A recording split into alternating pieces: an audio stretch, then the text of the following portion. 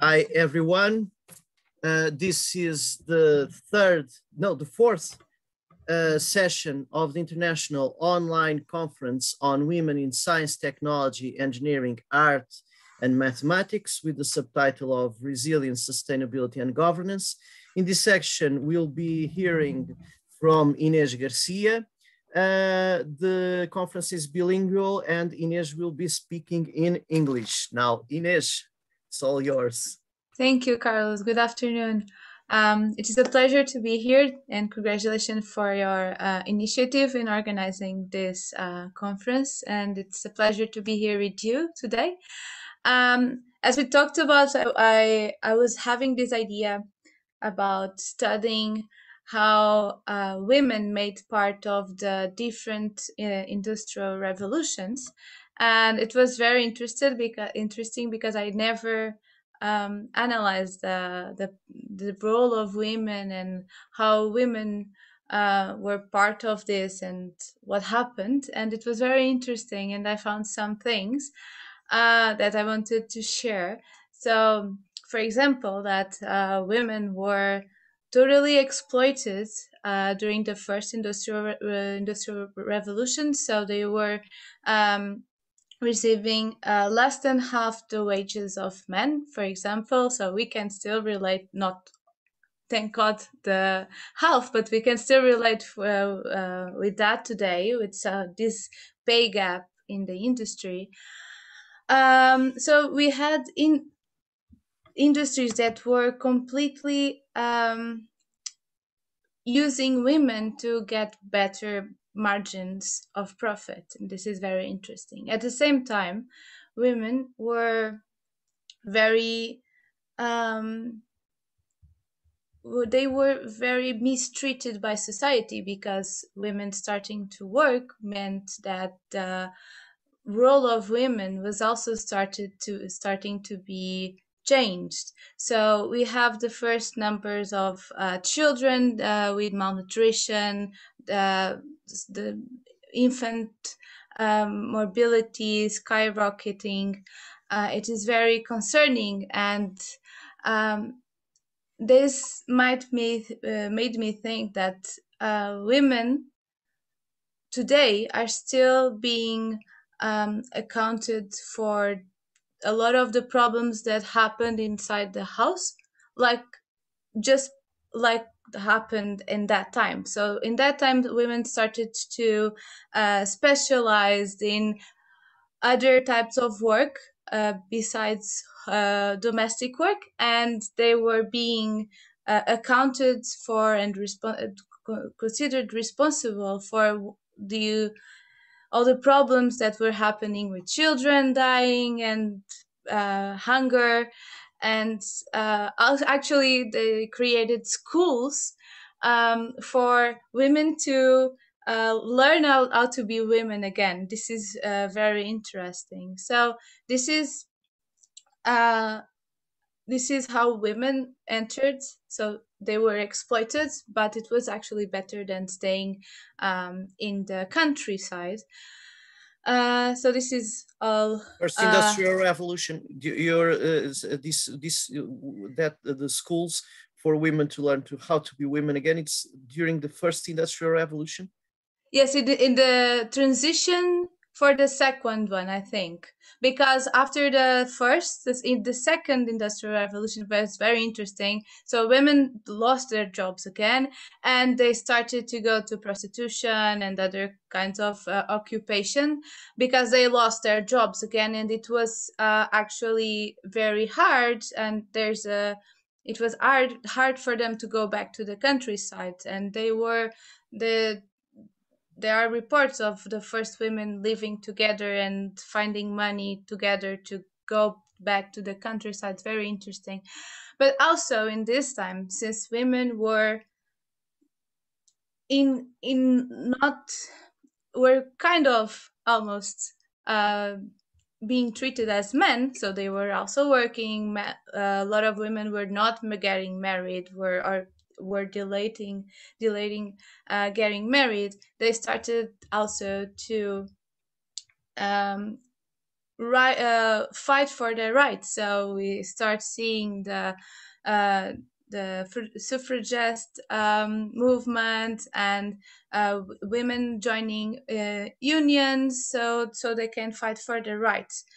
So this is the first and the second revolution, industrial revolutions. But then there is, so women start going to university in a more normalized way. There are some, in the UK, some general assessments for women, so they start to enter. But we start having more working women. But there is also this creation of the ideal of the providing male. The man has to, so the starting of this idea that the man has to provide for the household, and that women should specialize in the domestic work. And this is the, so these working women, and the creation of this ideal.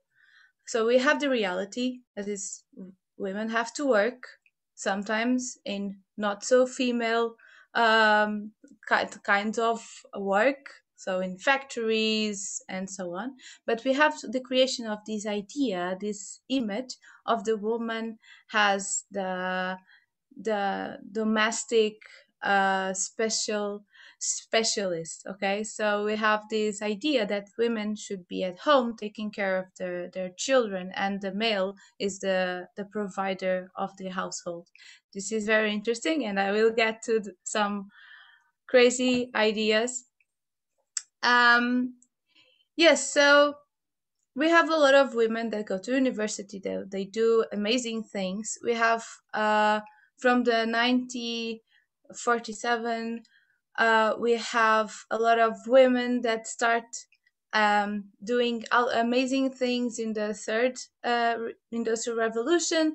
They are going to college. They are creating COBOL. They are setting the stones for genetics and for programming. But I was reading all of this, and I was asking myself, okay, so I don't know any of these women. Okay, I know some of them. Okay, Marie Curie, I know. Okay, but whoa, who is this girl? Who is this woman?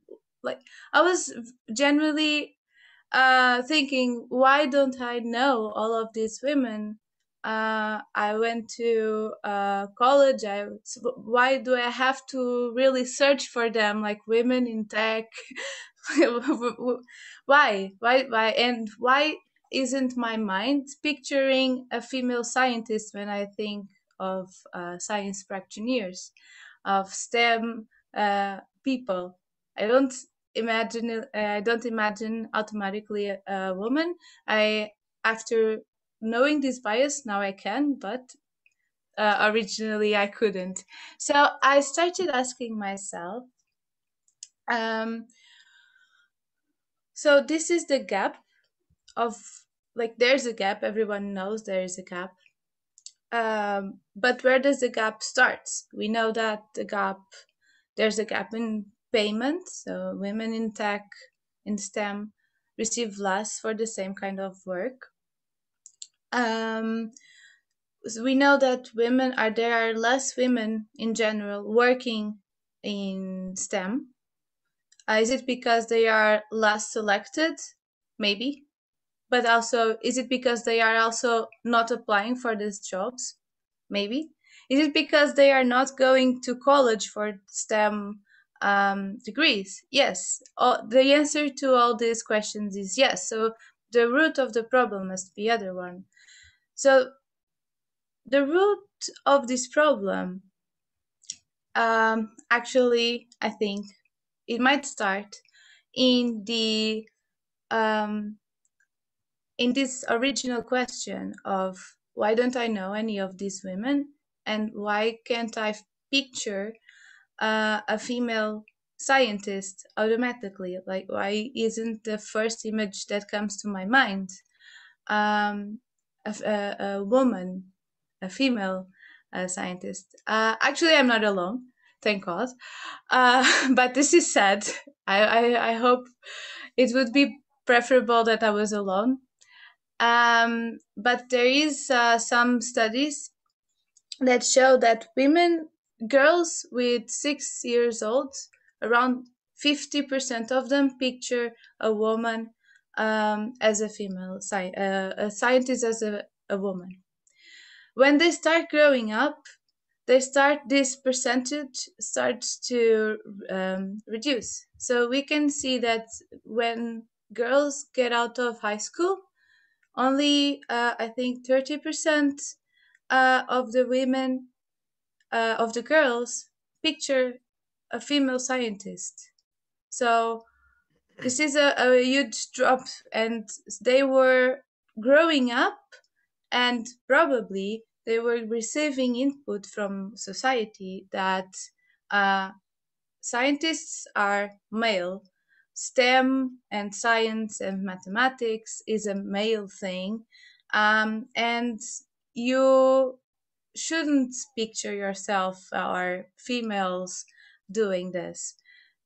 So this Usually with bad hair, usually old with bad hair, white bad hair. Yes, um, exactly. And actually, if we think about even today, I was thinking about all the tech books and artificial intelligence books that I've read. They were all written by men. I never actually thought a lot about this, like um, because of course this is the problem is this is not something that is conscient for girls when they picture a scientist as a man.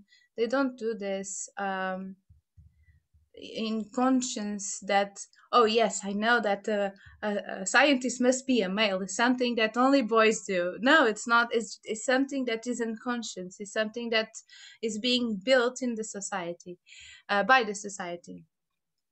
So uh, women then they might go to STEM um, uh, areas of fields of study, but so STEM is losing girls along the way. This is what has happened. So they might actually go to university for STEM, but then, of course, data from the United States, the probability of not doing like the minor, of the major, of the masters, or then the PhD or the post um, doctor, um, it's like we lose girls along the way. So why do we lose them? This is very interesting. So I was asking myself, why do we lose women from STEM, and why do we have this idea of women being the household or something? Because we lose women to STEM for something related to home work, domestic work.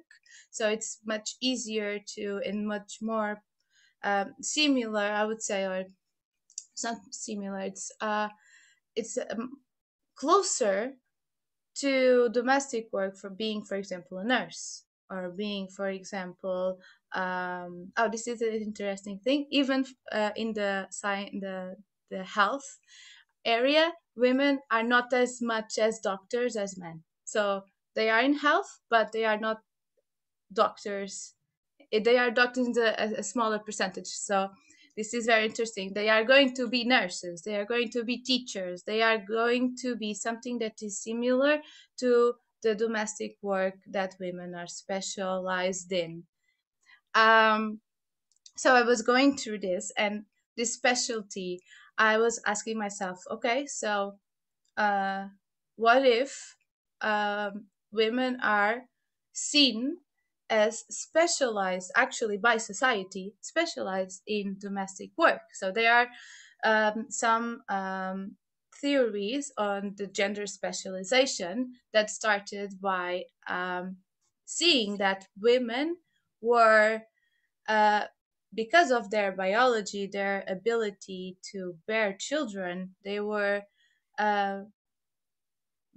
automatically predisposed to specialize in domestic work and men should specialize in market work. So women stay in the house with the children, taking care of the family, and men um, will specialize in being the provider. This is very interesting because even with more current data, we can see that there is this specialization. So women specialize in house and men specialize in work when they are children. So when there's children in the couple, heterosexual couple, we can see that females, women, they specialized in domestic work and men specialized in um, um, market work. Yes, working out of the outside the house. So this also explains, first of all, why there is a premium for the man, the male, when they get married and they have children, and why there is a penalty for women, because women, working women, are seen by society as something like generalists, workers. So they are generalists, they are working at home, doing domestic work and being the managers of the home and bearing children and taking care of their education. And but the man is on a special, it goes home just to sleep and eat and comes back, but his specialty is, I don't know, whatever he does outside the home. And the man, and has a, of course this happens, not happens in conscience, but is a hypothesis that I have, that what happens for females when they want to work outside the house is that they are seen as generalists. So they are seen as, okay, so if this woman will have a baby, she will not give herself as much to my project, to this project, to my company. So okay, so this is not good. So I won't give her this premium that I would give to man.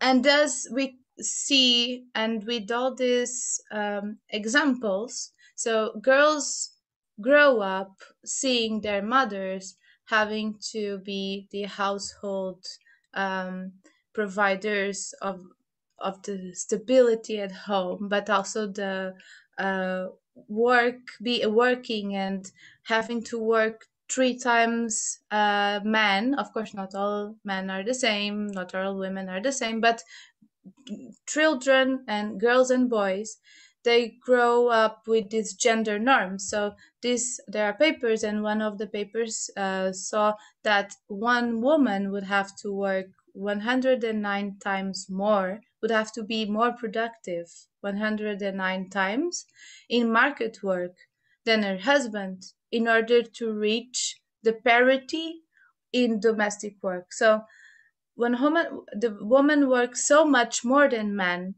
in and outside, so maybe she works the same outside, but she actually has to work more inside the house. And they couldn't explain this with this theory. They say that couples that are specialized are more advanced competitively. They are competitively better than couples that are not specialized. They couldn't see any proof of that. The only thing that they could see is that this happened due to gender norms, and this is what you have. So that this is what I wanted to arrive to, is that we created in our society this image, and we grow up with this. This is very difficult to disconstruct, construct, because we grow up seeing our mothers working outside and inside more than maybe our fathers, and we need to be conscious that this gender norm exists in order to question that, in order to change it. So the solution to bring to close this gap. I think this is a complex problem. The solution for this is to talk about this like we are doing right now. Also, giving more of a spotlight to women that are scientists, that and women that are scientists, but also they are mothers. So because maybe some women might have to choose, they think, okay, maybe I want to be a mother and I cannot be a scientist. I cannot. So I saw a woman that was mother of 12 children, and she did amazing things. So God, it's possible. It's possible. poor She's also lady. Poor lady. not poor lady. And That's something a lot also of people. but maybe actually some of the field our field was the organizational psychology, so they were saying that a lot of the things that she was writing about, she used it at home. So imagine having to organize 12 small people. Maybe why she was such a great psychologist. It's actually that's what I also wanted to arrive to, is that since women are generalists and we are talking about the fourth industrial revolution, women usually, and there are some papers that state this, that women have different brains, and I think that I don't know if you will talk about that um, afterwards, but there are some differences in the brain of women and men, and there are some things that women can bring. And if we even if we see women as a generalist instead of specialist in the market work, this might not be a bad thing. This actually might be a good thing, but because they are since women right now, they have different fields of where different opportunities uh, where they can learn different things that can be great for any industry, that can be great for STEM. If a woman is, I don't know, washing her clothes because that's a female thing to do, maybe she might get interested in how does the chemistry of this works. Why does the I don't know. It doesn't have to be I'm very interested in this view of the women specializing in a marriage, specializing in domestic work, and men in market work, because that actually happens. I've been listening to several women complaining about the lack of participation of their partners, male partners, in the domestic work, and this still happens. This is happening. So women are they have to participate in the work outside and inside. I don't want that to happen. I want men and women to be both generalists and and share responsibilities in the society, but maybe even if maybe being a specialist in market work is not as good as it sounds. I don't know, this is something I want to explore in the future. I think it's very interesting, this idea of generalists, be a woman being generalist and men being specialist. And yes, to change this gap, we need to question this position of the woman being the provider of everything, being responsible for being great at her work. Right now, we are expecting for women to be great at their work and actually and also great at the home, and they have to have children, they have to, and there are a lot of expectations from the society, and we need to look at them, and you need to explain to girls maybe that it's okay to, and it's possible to have everything. And there are excellent women that had everything, that they were still girls. They were not like ugly, almost men. They were still girls. They were mothers. Some of them, they were married. They were amazing scientists, super intelligent, super smart, and that is possible. Of course, will we solve the gap tomorrow? No, maybe in, I don't know. I hope in a generation, our um, our children might have um, a more equal world to live in, and a lot of a lot of generalists uh, in the household. Yes. Inês is organizing this conference with me. She didn't present herself, but Oh yes, no problem. But I was eager. she has an interesting academic background and life path, which I found interesting to share at this conference. And I think it's interesting because Inês is from international relations, but is working in STEM. So tell me a little bit about that. Of course, of course. So I found all this story that I was telling you very interesting, because I was seeing myself in this leaky pipeline, for example. So I was studying STEM in high school, and then I don't know, changed my mind. I have Biology, wasn't it? It was biology. well, I had I have biology and chemistry up to the last year of high school, so it was a completely change of hearts. Uh, and I went to study international relations, in which I loved it. I did. I started working in banking then, and I started to work with numbers again. And then went to work to PwC and numbers again. Started programming VBA in VBA because, well, no one has Before the MSc in strategy. before the MSc. Yes, yes. Then I decided to do my MSc in strategy. I started reading about the industrial revolution, and of course, you were my teacher and introduced me to all these subjects. And I started to reading about artificial intelligence, and I was very interested in this. So I did a,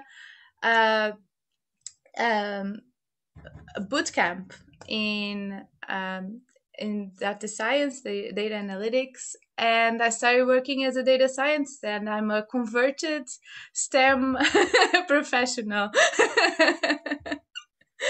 Which is an excellent example for anyone who will be watching, because this will be shared in the following next weeks. I will be resharing. We will be resharing it on social media, and it's important for people, and especially women and girls, to see that you're an example of how women can have even different academic backgrounds, and one that goes from the social sciences to the STEM and mixes them interdisciplinary. Yes. And it's very interesting. So I had something to say. I don't remember now, but it's very interesting, your life path in terms of now working in STEM.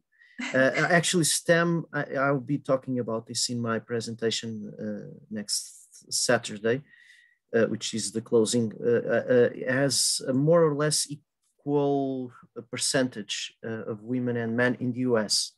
So it's more.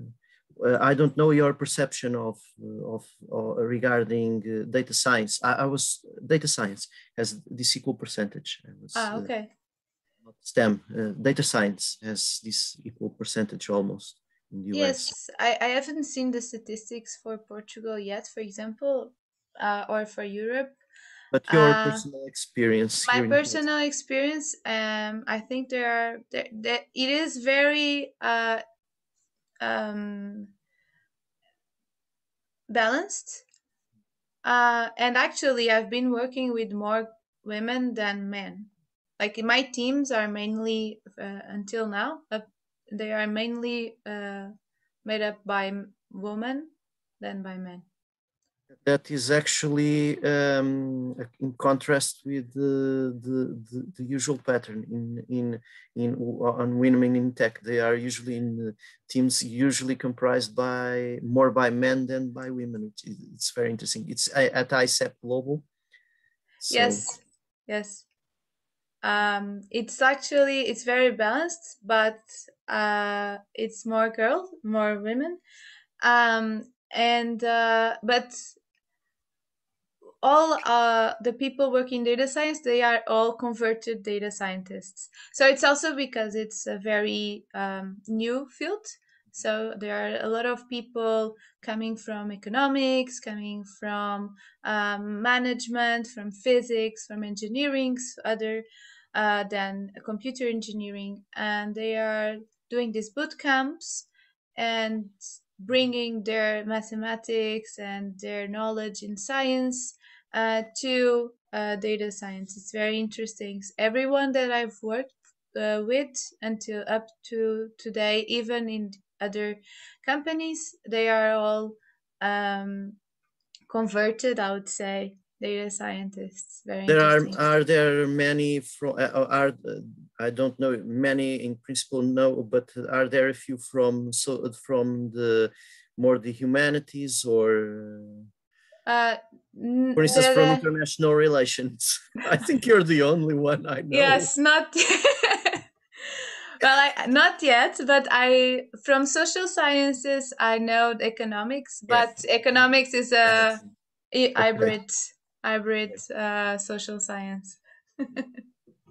So it's interesting. It's very interesting from because you had that record from the level of humanities and then the STEM, and you bring it all to does international relations and strategy impact enter into your work in terms of how you do things, change anything, enrich, or Yes, for international relations, they still help me see the world. So it's my lens of understanding the world, and they are very important, especially when I'm in this field of international trade and development. So it's very helpful to, for example, we were creating an algorithm. So to understand countries they how countries relate, we have to put different variables. So we considered if they shared a language or not. It's because all these kinds of social interactions, they have an impact more um, than only looking at the past trade data. So if we take into account if they have a colonial past, if they share a language, if they um, I'm sorry. There are some the geography. So this comes from international relations. yeah. For example, with strategy, I've been using strategy to implement and to be more careful about the all the data structure and the cybersecurity part, and being an advocate for that. Um, that part of the data that is not data science particularly, Just as but a note to the viewers, Inês is from has a master's degree in strategy. Yeah, but you're thinking if you're thinking in strategy in terms of business, it's in strategic studies. So that's exactly. the hard part, security. And her master's thesis is in intelligence. So human versus OSINT, open source intelligence versus human intelligence. So she makes that connection that's why she makes that connection from cybersecurity standpoint. Yes, yes. So it's been very interesting, and I really think that having this two, having one foot in each site, help me be more creative and helps me bring solutions that uh, so that they are not from the field, but they might be applicable, and some theory, some crazy theory, I don't know, from economy that I heard about because I have that interest, and I can apply that to other field. For example, when I was in marketing, I could apply that. I tried to, and I managed to apply that to marketing, to, like, when I'm saying economy, like macroeconomics. So I and having this broad curiosity and a broader knowledge of interests, and it really helped me bringing new perspectives and new questions. Sometimes it's only questions, but it's from where we start, right? It's from questioning, and what if we do it differently? What if we apply something that is not usually applicable here, but it might be? Let's try. So that's that I think that is a very good thing that I'm from both sides of the barricades. Yeah. Okay, Inês, it was great having you here. Thank you. And it's great participation and contribution in terms of reflection. And I'm sure this video will be seen a lot by lots of people. Hope so. Yeah, looking at and it's this interesting connection between the social sciences, the humanities, and STEM, and an example of a woman in STEM. It's very interesting. So thank you very much, Inês.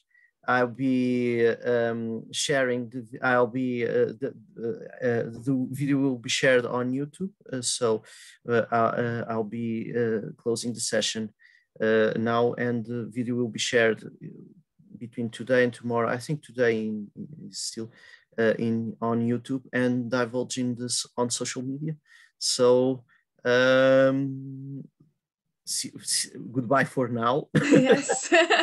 Inês is on the organization of this conference, is the other organizer of this conference, and she doesn't like to speak about herself very much, but it was an experience I'd like people to hear about, and women to hear about, because it's a good example of a young woman working in this field of STEM, but coming from humanities, from social sciences, and bringing all this together, and with a bright future ahead of her. So thank you very much, Inês, and be seeing you soon. Okay. Thank you. Bye. Bye.